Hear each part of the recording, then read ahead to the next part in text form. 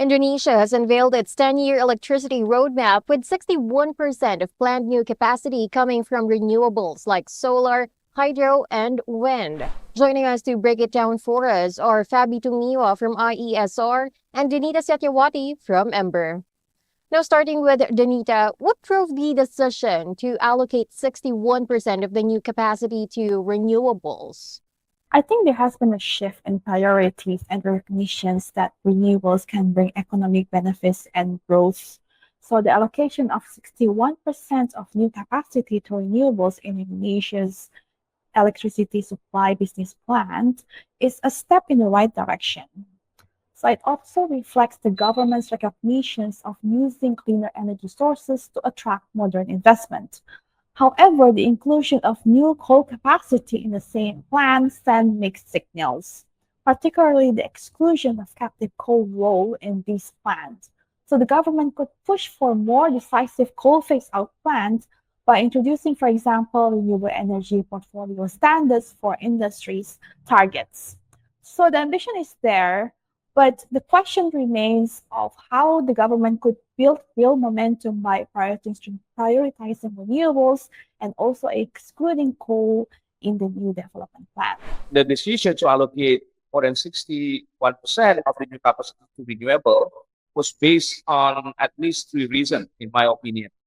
First, to meet national development target and priorities, and this reflected in our midterm national development plan 2025-2029, as well as the national energy policy target, which also has a energy mix target by 2030 and 2050.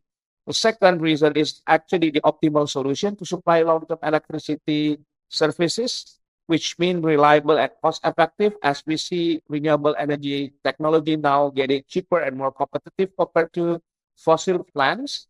And the third reason, I think, is about the business transformation of PLN and through the transformations of Indonesia power sectors to meet net zero emission by 2060 or sooner, as already stipulated by government target.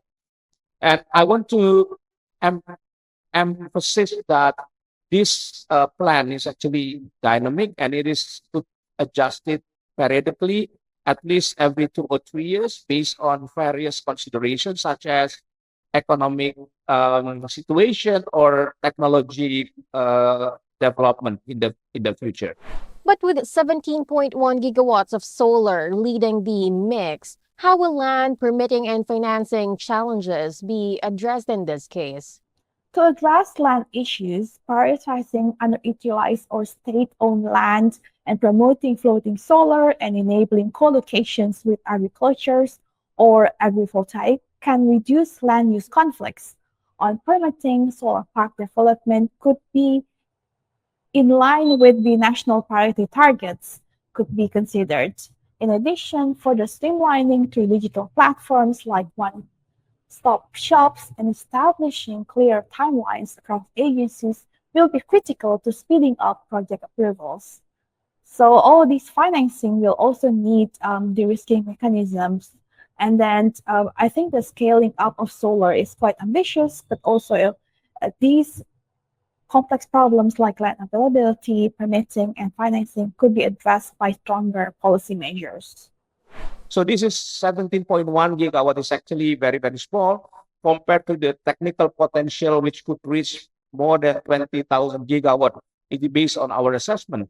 So this 17.1 gigawatt is a combined target of all solar power application in terms of utility scale and rooftop PV. And depending on type and size of the installation, the permitting and licensing process varies at both the local and national level, as well as with the power, the utility itself. For instance, like utility scale ground-mounted or floating solar installation must comply with various environmental regulation, including environmental impact assessment and compliance with spatial planning and zoning regulations. This also include permit related to the technical feasibility based on the technical rules and grid codes, as well as a certification for operation. So there are permit and licensing process that needs to be followed. So many investors see that the permitting process in Indonesia is quite heavy and excessive compared to other Southeast Asia country. And currently, the Indonesian government is also aware and is evaluating all requirements and permits with aim of simplifying them and making the process more transparent and shorter. So in terms of financing, actually the combination of PLN equity and debt raising by the company as well as from the private sector. So that's one source. Well, you also remember that Indonesia also signed the Just Energy Transition Partnership or GETP in 2022 with a financing package of nearly $20 billion until 2030. So some of the projects actually are already listed in the comprehensive investment plan and to be financed by the GETP.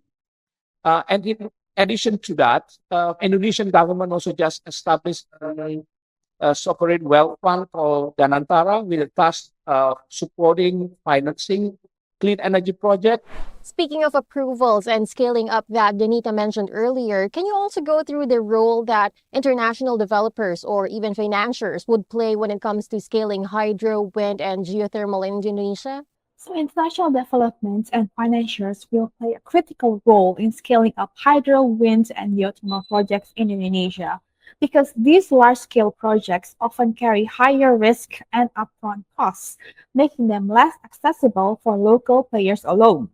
By bringing in technical expertise, financing capacity, and risk mitigation tools, international stakeholders can help de-risk project development, accelerate the executions, and unlock investment at scale. Their involvement also enables knowledge and technology transfers. This helps build local capacities and increase confidence in replicating projects in more challenging locations across the country. I see there at least the contributions span in five main areas.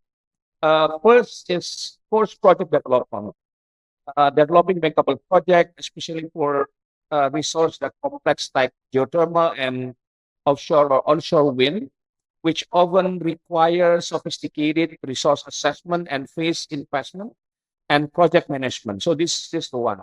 The second, financing and the risking capital. We need a lot of finance to support this.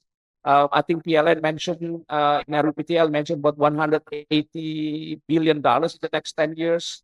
So of course, the role of mobilizing concessional capital over the risking tools and catalyze private investment, it's also the role.